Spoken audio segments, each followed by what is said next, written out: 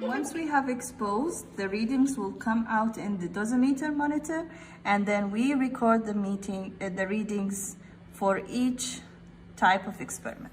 Once we have made the first exposure, we adjust the equipment for the second exposure.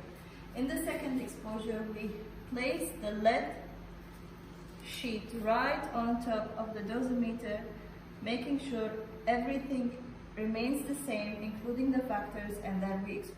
Okay, so the third exposure that we will make is measuring the exit dose using the dosimeter.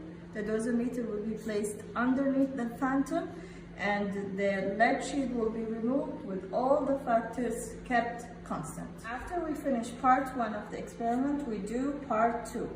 In this section, we change the factors using the same settings that we applied in part 1.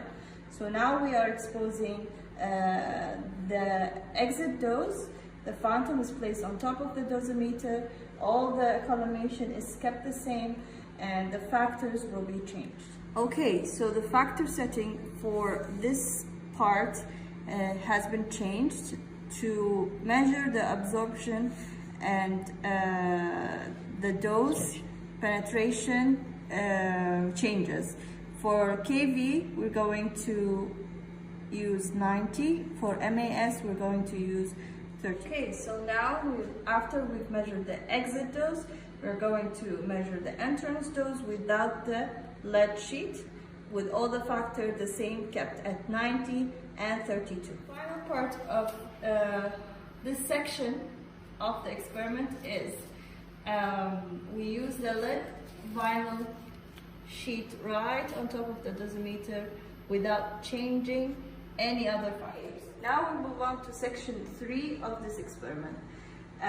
We have to measure the entrance, exit, and exit dose using 2mm aluminum sheet that will be placed right underneath the collimation, just like this.